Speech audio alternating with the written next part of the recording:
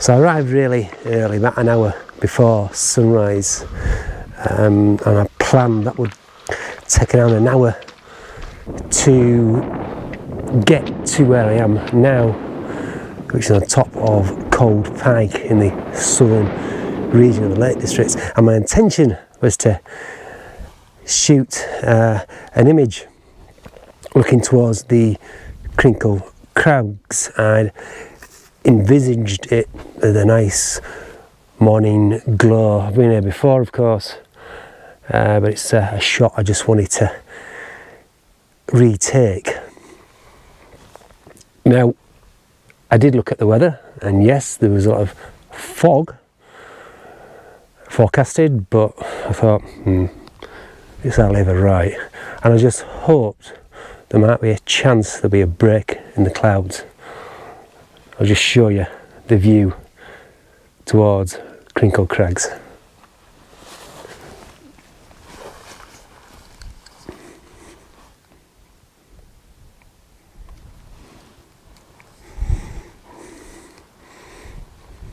Didn't quite work out.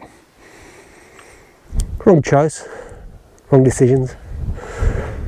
But as landscape photographers, there's a lot of wrong decisions made. Now, I did go out earlier in the week, last Monday, on my day off. I headed into the woods and raised a few more questions. As I walked through the local wheat fields, enjoying the warmth of the sun on my face, and looking in the distance at all the traffic going over the motorway, going to wherever their destination may be, probably going to work, and then thinking, I'm not off to work today, it's Monday morning, I'm going to go out, enjoy a bit of landscape photography. That's a fairly longish walk from where I live to this local woodland, and within that space of time I got thinking, landscape photography is one big question. What is the right way and what is the wrong way? Is there such a thing? It's all about choices.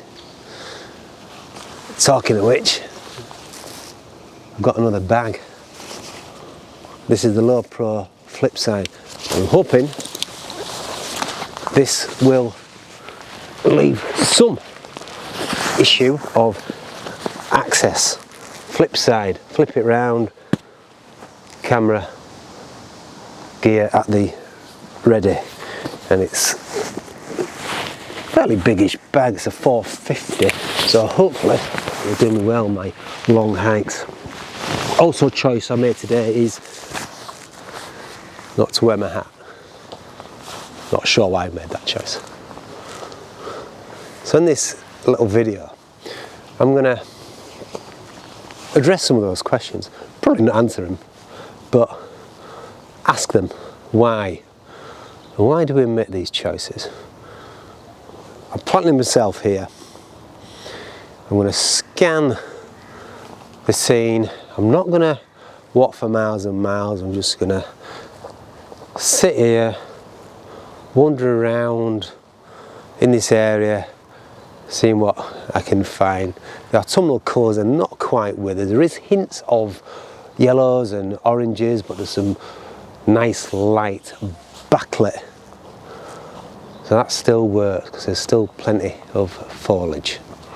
Photography is about three main things. Let's break it down to three main areas, and that is idea, what have you got in your mind, what do you want to photograph. Then it's the execution, how are you going to deliver that photograph, and then finally, of course, it's the results, what you choose to do with that raw file, for instance, how you choose to process it.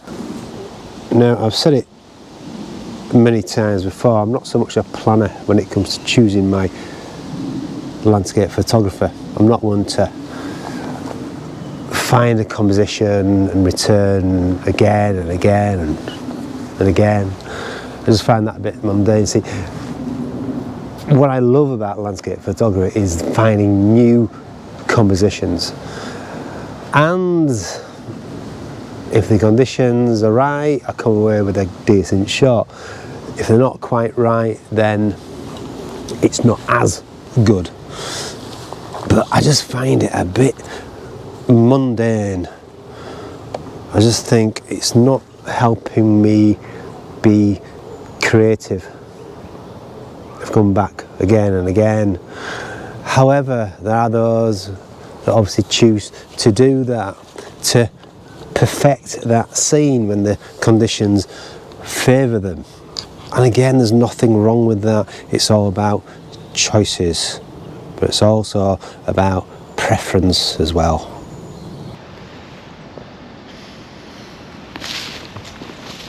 Landscape photography is all about making decisions and accepting that some of these decisions are wrong. And hopefully we learn from making the wrong decisions and we don't repeat those.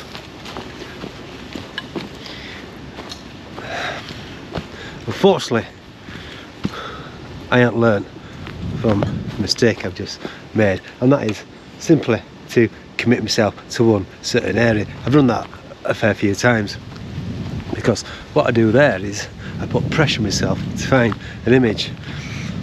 Spent some good time back there trying to find something, but nothing's jumping out. Maybe the wrong choice of lens, but I don't know, it's just not right. So I'm just going to move on further down this area, accepting bad decisions and also accepting that sometimes you're going to repeat them.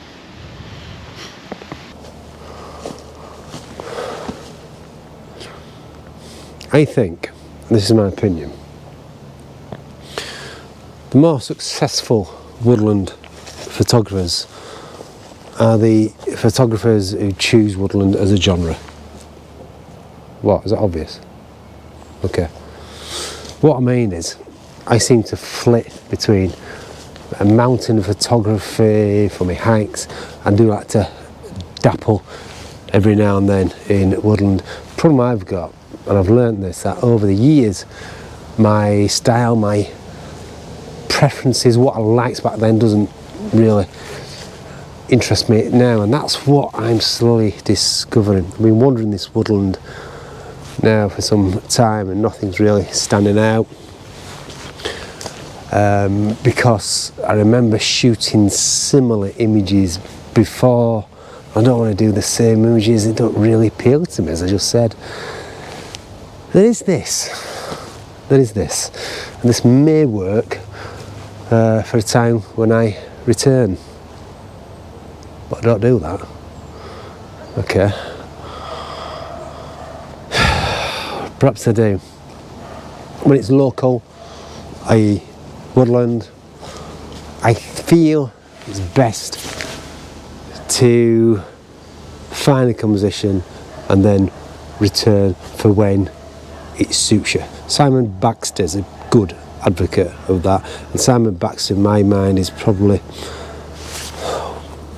one of the best, especially vlogger, photographer wise. But yeah, let me show you this and we'll take it from there.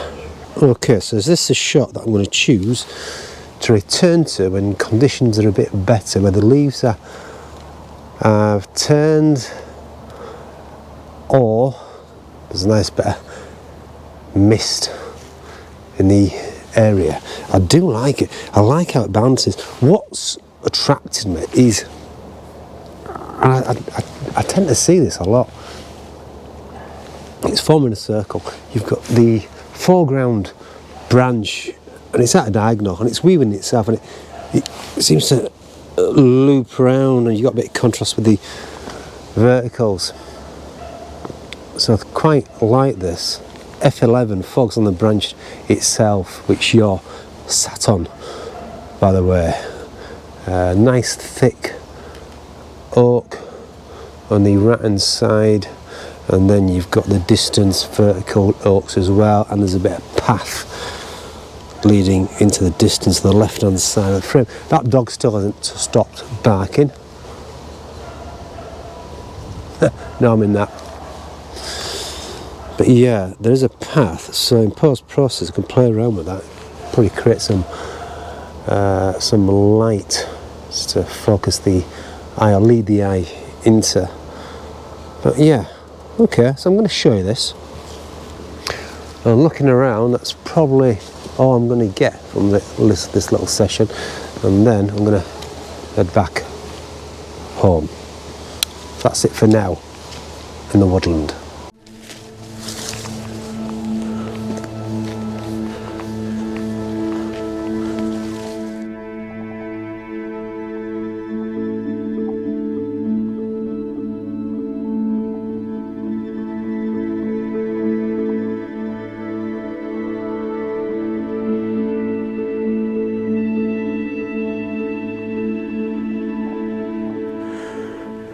Now, I recently bought some new glasses and I chose to leave them behind and bring my cheap ones. Good job. These are broken. Right decision. Now I'm going to carry on today. My plan was to head on up to the Crinkle Crags and head down towards Brown How and do a loop up to Red Tarn. Not sure what I'm going to do now, actually. But what I am going to do, I'm going to carry on being creative. And it's really important as landscape photographers to be creative. Try different things, try handheld, how we shoot, handheld, no filters. Choose different locations, choose different subjects. It's all part of learning and building up that experience, and for me it leads to a better enjoyment of the art. I'm going to raise a question, and that is, if we continue to shoot within our comfort zone, i.e. choice of location, use the same lens, shoot the same subject, are we discouraging development, or are we slowly improving whilst at the same time continuing to enjoy? I'd be interested to hear your comments, because at the end of the day I don't believe there is a right or a wrong, it's our choice. But what's your thoughts? So I'll carry on with my day. It's still only 8 o'clock in the morning, and I'll show you my progression into the day in next week's video.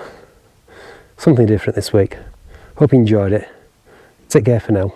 Keep smiling. Bye bye.